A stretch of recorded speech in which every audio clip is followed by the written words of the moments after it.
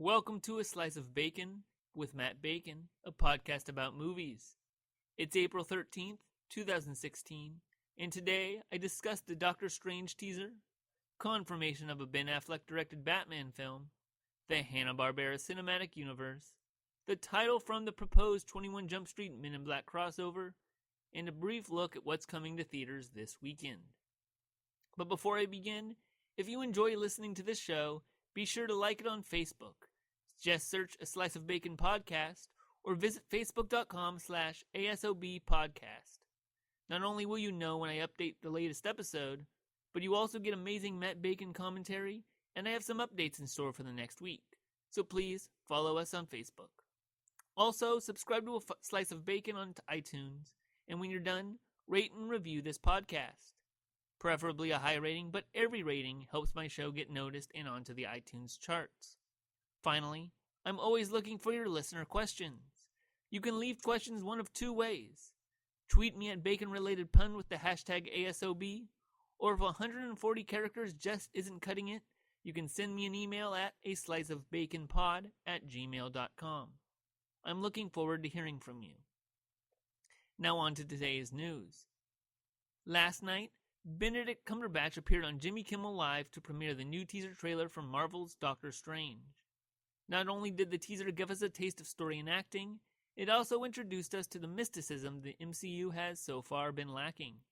When Stephen Strange, played by Benedict Cumberbatch, the world's top neurosurgeon, is injured in a car accident that ruins his career, he sets out on a journey of healing where he encounters the Ancient One, played by Tilda Swinton, who later becomes Strange's mentor in the mystic arts. The film also stars Rachel McAdams, Chiwetel Ejiofor, and Mads Mikkelsen, and comes to theaters later this year on November 4th.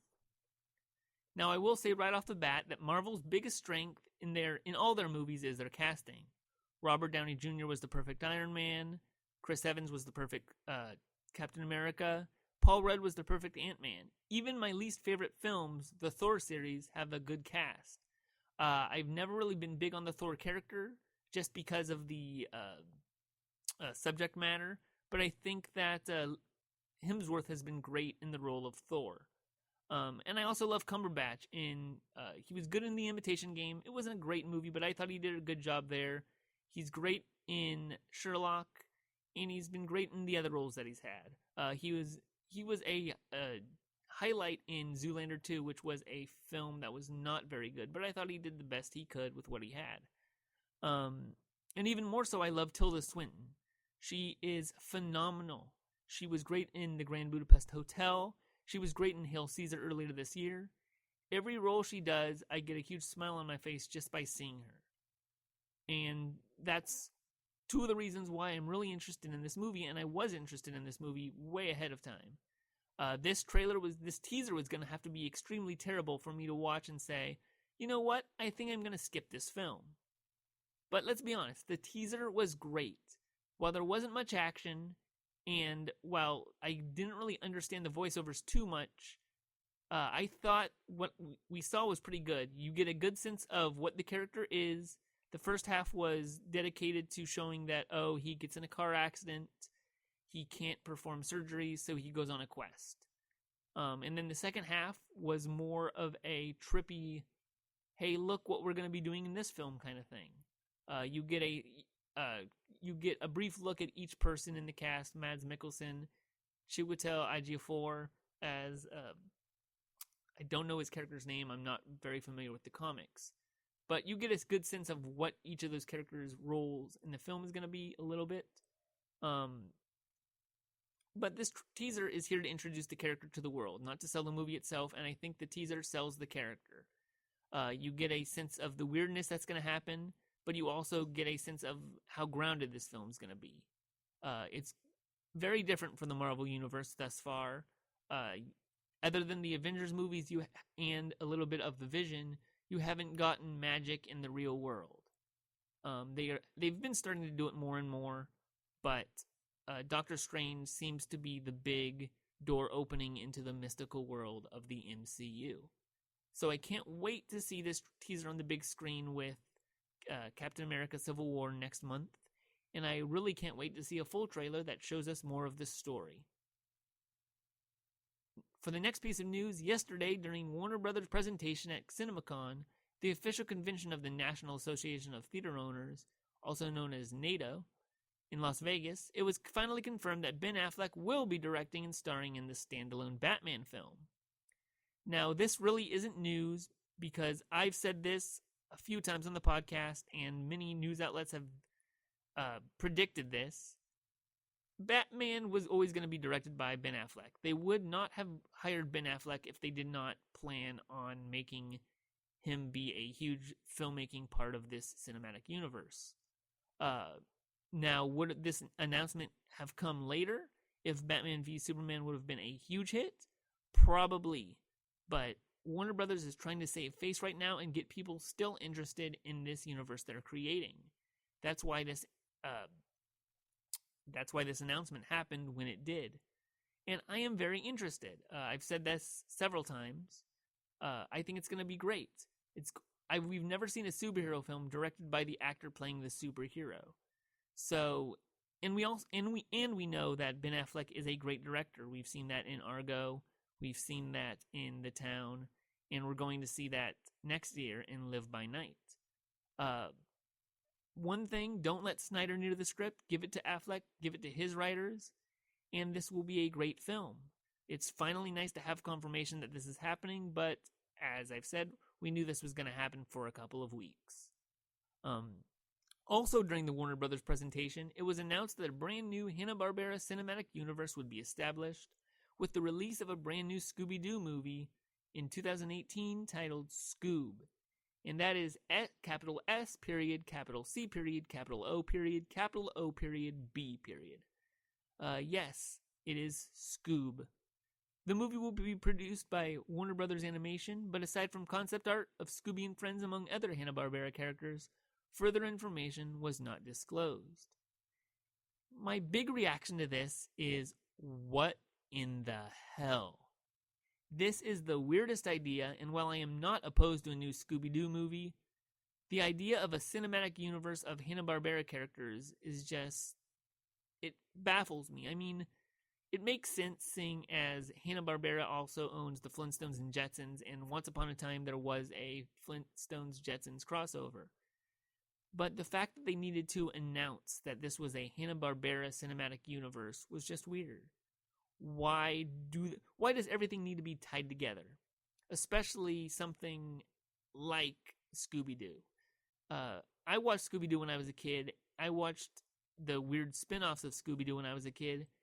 And it never felt like it was the same universe as the Flintstones or the Jetsons or Yogi Bear or the other Hanna-Barbera cartoons. It had a different look to it. All the Hanna-Barbera cartoons, with the exception of Jetsons and Flintstones, and those two are the ones that I think are the most similar in terms of look.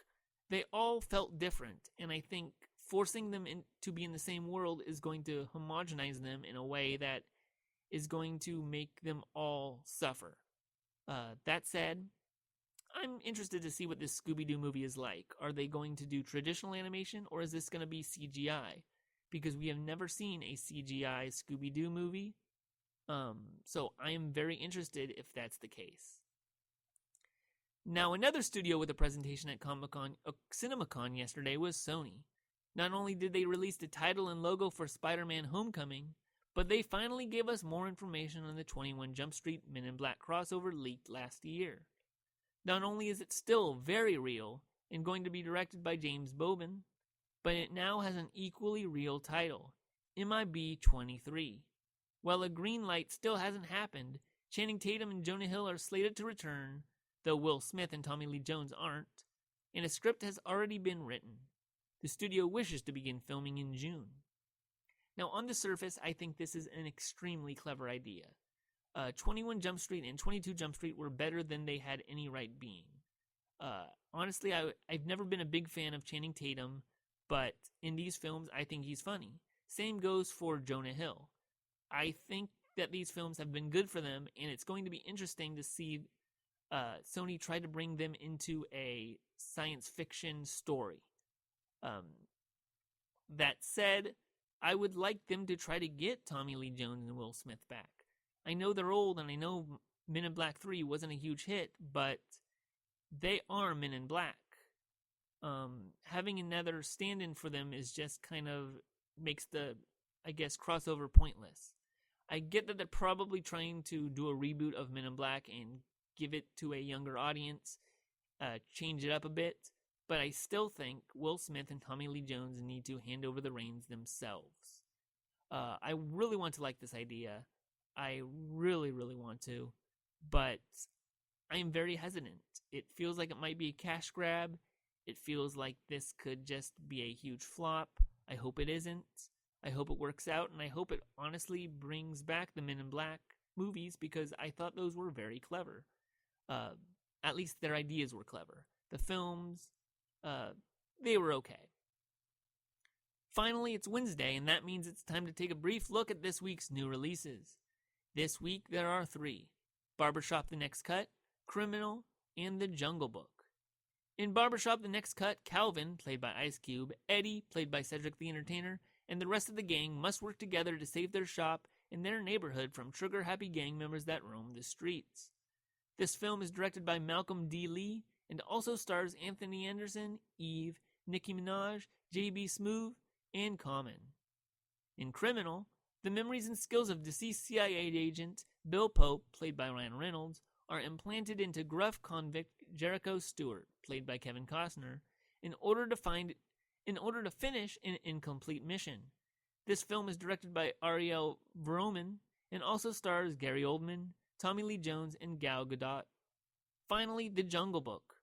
Raised by a family of wolves since birth, Mowgli, played by newcomer Neil Sethi, must leave the only home he's ever known when the fearsome tiger Shere Khan, played by Idris Elba, unleashes his mighty roar. Guided by a no-nonsense panther, voiced by Ben Kingsley, and a free-spirited bear, voiced by Bill Murray, the young boy meets an array of jungle animals, including a slithering python and a smooth-talking ape. Along the way, Mowgli learns powerful life lessons as his epic journey of self-discovery leads him to fun and adventure. This film is directed by Jon Favreau and also stars Scarlett Johansson, Lupita Nyong'o, Christopher Walken, and Giancarlo Esposito.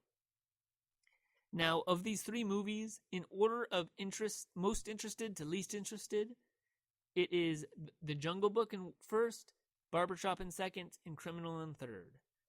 Jungle Book, I've honestly never seen the original Disney version of The Jungle Book, the animated feature.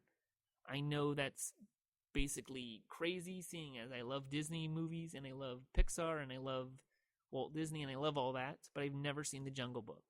I've heard the music several times when I worked at Disneyland, so I know what I'm getting myself into.